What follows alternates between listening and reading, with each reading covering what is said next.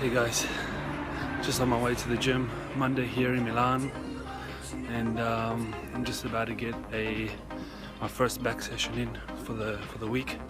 So I split my back sessions into 2 days, one row day and one pull day. And this is gonna be the row day. So let's get in the gym, let's get geared up, and let's get started.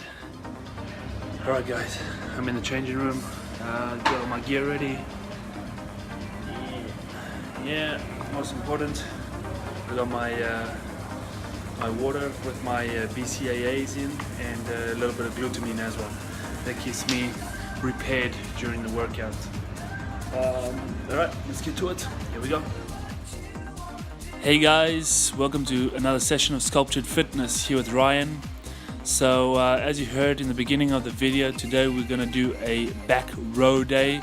I've got 2 sessions in the week, one pull day, one row day, and this is going to be my row day. So let's get straight into it. As you can see here, I'm just doing basically a one-arm row, a machine row. I kind of like this for a warm-up. I'd probably do about 5 to 6 sets on this, slowly getting warmed up, and then obviously loading the weight on as I go along.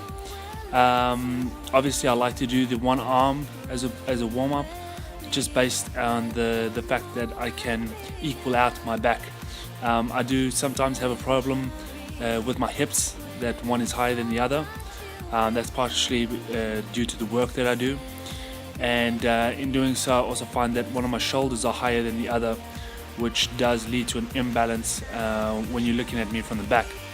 So just to balance everything out, I enjoy doing the one arm rows, and this is how I start the workout off.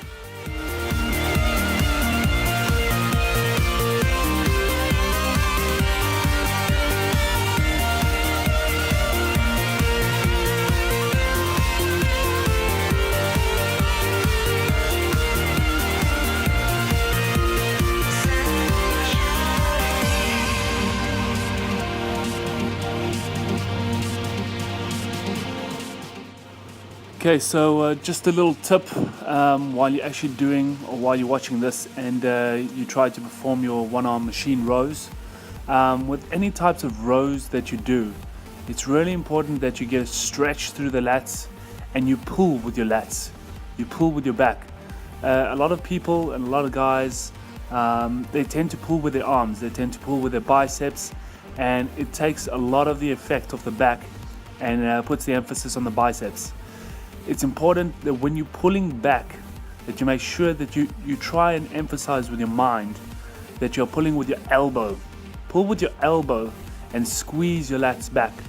This way you leave the emphasis off the biceps and put more emphasis on the lats, on the back. It's really important, guys. There was a quick pose there, boom. Yeah, so it's really important that you stretch out. You get the full stretch and you contract and squeeze back. Okay. Here, I think this was the final set that I did. And lately, well, actually just about 2 weeks ago, I made a point of buying some straps, some wrist straps.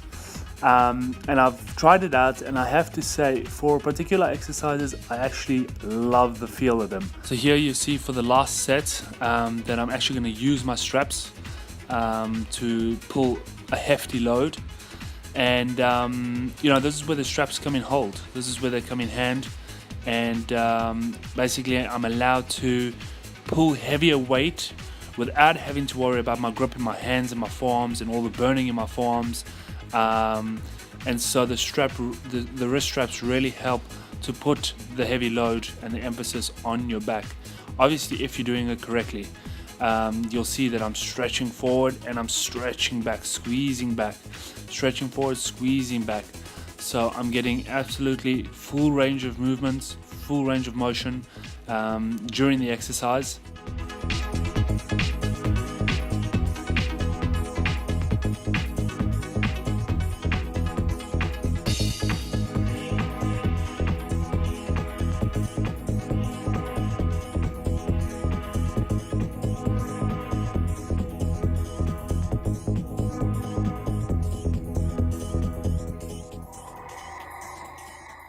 Alrighty, so here we go. Second exercise for the row back day is my seated cable rows, close grip of course.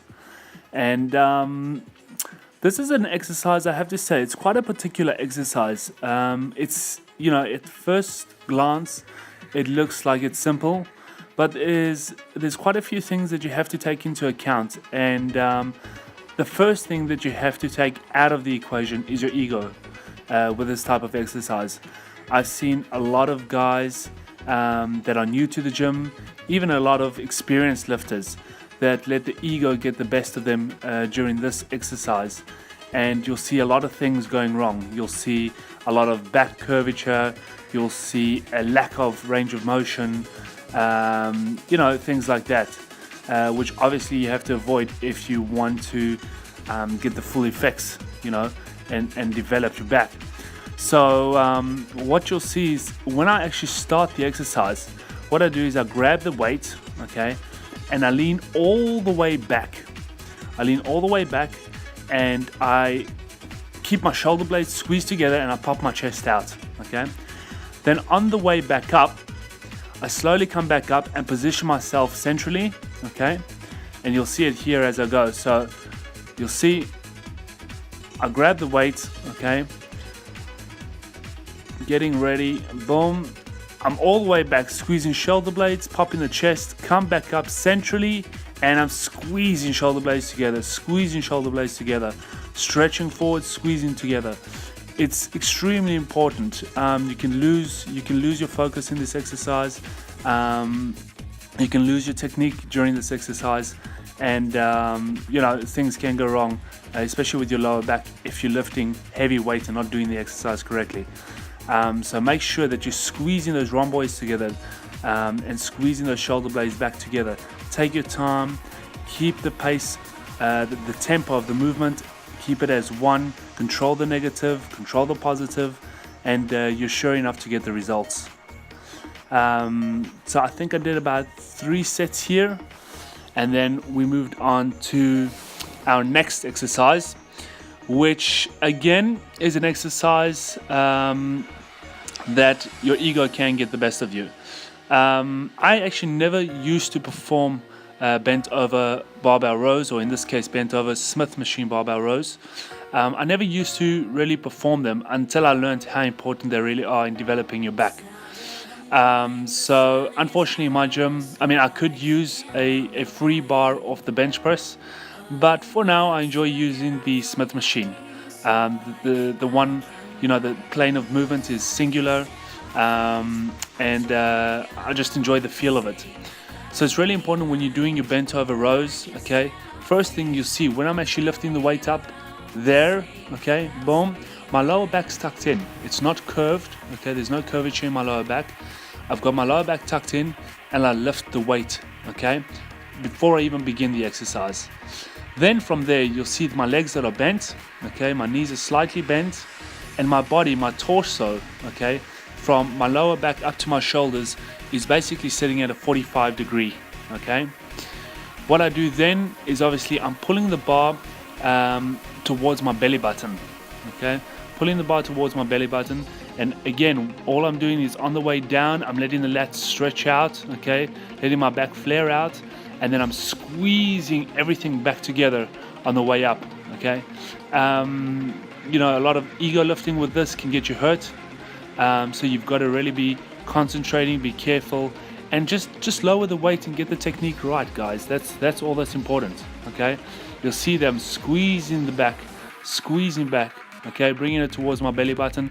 I do use a belt on this as well, because I do find that my lower back, I have had quite a few lower back injuries in my past of playing soccer, and so I just prefer, as I go a little bit heavier, to wear the weight belts. But otherwise, the technique is, that's how it should be done, okay? I could probably do 3 plates aside if I really wanted to, but the point being is that I would really be jeopardizing my technique and my lower back, okay? Here for the last set, if you took notice, I did a drop set. So I pushed out, I think it was 8 reps, okay? I took the wrist straps off. I basically halved the weight, and then I just went for reps. Okay, just squeezing the back out, going for reps. I think I did about 15 reps, and this was the final set of the bent over Smith machine rows. Okay, from here we went into another exercise, okay, that I never really used to include in my workout, and that's the T-bar rows. Partially because a lot of gyms that I had been to never had the correct T-bar rows, you know, the classic T-bar rows, where you've got the little bench to rest your torso on, and then you pull the bar off and out, and you know, you could do it that way. Basically, I've had to do the makeshift T-bar rows, and this is what I do. I take the bench bar, I place it in the corner of the Smith machine. I place 2 plates on the top of that, so obviously it doesn't pop up when I'm doing the exercises, and then I just load the weight on. As you can see here with the technique, okay, very important, very similar to your bent over barbell rows. Knees are bent. I'm lifting with the lower back initially, but it's tucked in and it's secure. My torso is at a 45-degree angle, sorry, and I'm just pulling the plates towards my center, my belly button, and I'm squeezing those shoulder blades back, getting a really good squeeze. Again, as you see here, indicating, I think this was the final set, the third set again. Heavy weight, using the weighted belt. Up I go, back tucked in, and I'm squeezing. Thank you for video bombing. Anyways, there I go, squeezing and bomb, and that's the T-bar rows over and done with. And here we go. I think this was the final exercise for the back row day, and this is the classic one-arm dumbbell rows. Again, it's another exercise that if you let your ego get the best of you, you're going to end up with problems, you're going to end up with minimum results, and it's just not going to go well for you.